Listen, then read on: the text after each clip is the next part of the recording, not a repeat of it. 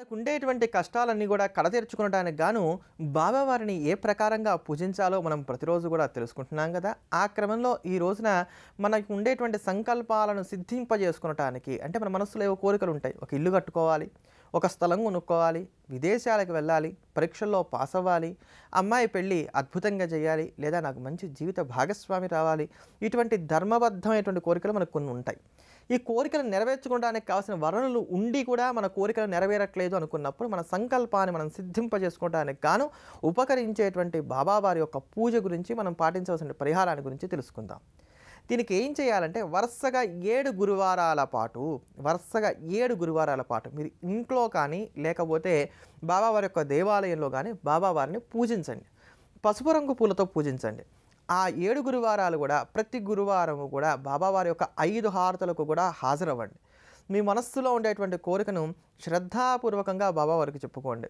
ఉదయం కానీ, మధ్యాహ్నం కానీ, సాయంకాలం కానీ మీ వ్యసన వాటిని బట్టి పిడికడుగా కానీ, దోషడిగా కానీ, చెరడుగా కానీ మీకు ఎంత వీలైతే అన్ని జొన్నలు తీసుకొని అంటే మీకు ఎంత అయితే అంత కేజీ జొన్నలు తీసుకున్నా కూడా తప్పులేదండి. ఎంత ఎక్కువగా తీసుకోగలిగితే అంత ఎక్కువగా జొన్నలు తీసుకొని వాటిని బాబావారికి చూపించి, బాబా నా మనస్సులో ఉండేటువంటి కోరిక నెరవేరాలి అని చెప్పి నా జొన్నలు తీసుకువెళ్ళి వాటిని పక్షులకి ఆహారంగా వేయండి. 7 గురువారాల పాటు వరుసగా ఇలా చేయండి.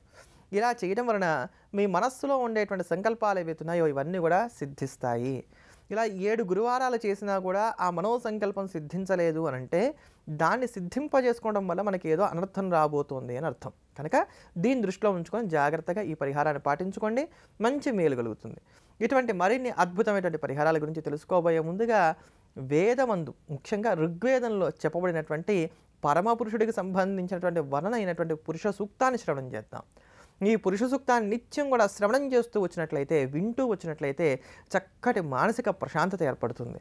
ఎవరైతే సంతానం లేక సతమతమవుతున్నటువంటి వారు ఉన్నారో, వైద్య సలహాలను పాటిస్తూ వస్తున్నారో వారికి వైద్యం త్వరగా పారి చక్కటి సంతానం కూడా లభిస్తుంది. అటువంటి అద్భుతమైనటువంటి సూక్తమే పురుష సూక్తం. అటువంటి ఆ పురుష సూక్తాన్ని శ్రవణం చేద్దాం. పరమపురుషుడి యొక్క దివ్యమైన భవ్యమైనటువంటి అనుగ్రహానికి పాత్రలమవుదాం.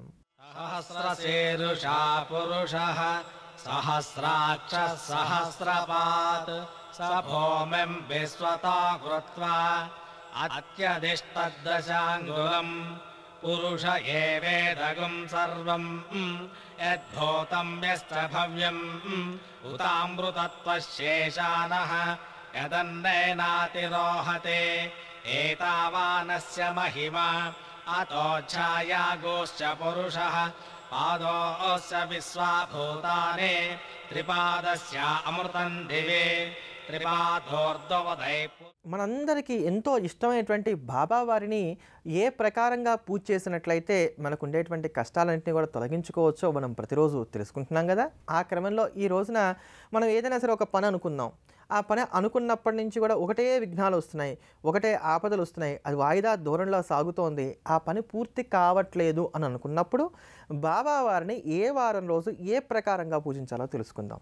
ఏ విఘ్నాలైనప్పటికీ కూడా తొలగిపోయి మనం అనుకున్నటువంటి పనులు నెరవేరడానికి గాను బాబావారిని ఏ వారం రోజు ఏ ప్రకారంగా పూజించాలో తెలుసుకుంటున్నాం అన్నమాట. దీనికి ఏం చేయాలి? వరుసగా 7 ఆదివారాల పాటు బాబావారిని పూజించాలి. ఈ 7 ఆదివారాలు కూడా మాంసాహారం మాత్రం ఎటువంటి పరిస్థితుల్లో కూడా స్వీకరించకూడదు. ఈ 7 ఆదివారాలు కూడా ఆదివారం ఉన్నటువంటి రోజున ఇంట్లో అయితే ఇంట్లోనే 5 హారతులు కూడా బాబావారికి ఇవ్వండి.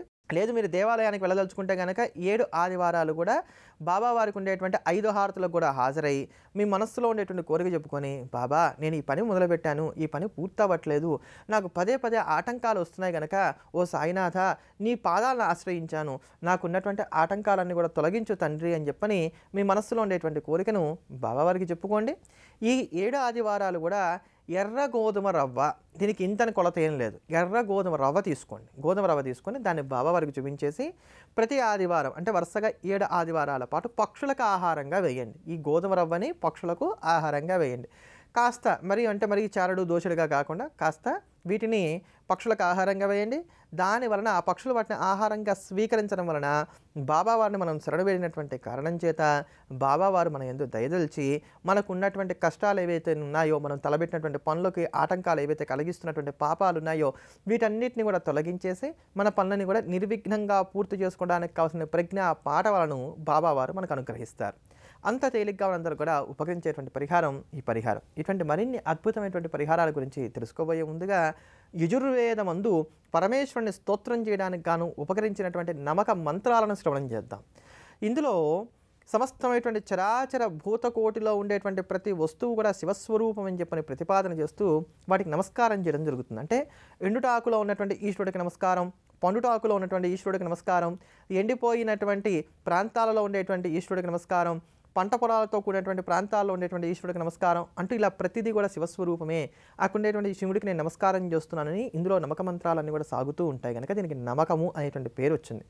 ఈ నమకాన్ని శ్రద్ధగా ప్రతిరోజు ఎవరైతే వింటూ ఉంటారో వారు కోరుకోకుండానే వారికి కావాల్సినవి కూడా పరమేశ్వరుడు అనుగ్రహిస్తాడట. ఇంతటి మహోత్కృష్టమైనటువంటి స్తోత్రం ఈ నమక స్తోత్రం. అటువంటి ఆ నమక చమకాలను ఈ యొక్క సోమవార శుభవేళ మనమందరం కూడా శ్రవణం చేసి పార్వతీ పరమేశ్వరుడు యొక్క భవ్యమైనటువంటి అనుగ్రహానికి పాత్రులమవుదాం. ఓం నమో భగవతే రుద్రాయ. ఓం నమస్తే రుద్రమన్యవ ఉతోత ఇషవే నమః. నమస్తే అస్తు ధన్వనే బాహుభ్యాముతతే నమః. యాత ఇషు శివతమా శివం బభూవతే ధనుః. శివాశరవ్యాయాతభతయానో రుద్రమృడయా. యాతే రుద్రశివా తనోరఘోరా పాపకాశినీ. తయా నస్తనుభాషంతమయా గిరిశంతాభిచాకశీః. యామిషం గిరిశంతహస్తే బిభర్ష్యస్తవే. శివాంగిరిత్రతాం కురు మాహిగుంసేః పురుషం జగతో. శివేన వచసా త్వా గిరిశాచ్ఛావదామసి. యథా నః సర్వమిజ్జగదయక్ష్మగం సుమనా అసతో. అధ్యవోచదధివక్తా ప్రథమో దైవ్యోభిషకో. అహీగుశ్చ సర్వాన్ జంభయన్ సర్వాశ్చ యాతు ధాన్యాః. అసౌ యస్తామ్రో అరుణభుత బభ్రుః సుమంగళః. ये चेमागं रुद्रा अभितो दिक्षुश्रिताः सहस्रशो वैशाखं हेडयेमहे. असौ यो वसर्पति नीलग्रीभो विलोहितः. उतैनं गोपा अदृशन्नदृशन्नुदहार्यः. उतैनं विश्वाभूतानि सदृष्टो मृडयातिनः. नमोऽस्तु नीलग्रीवाय सहस्राक्षाय मीढुषे. अथो ये अस्य सत्त्वानो हन्तेभ्यो करन्नमः. प्रमुञ्च धन्वनस्त्वमुभयोरार्त्नियोर्ज्याम्.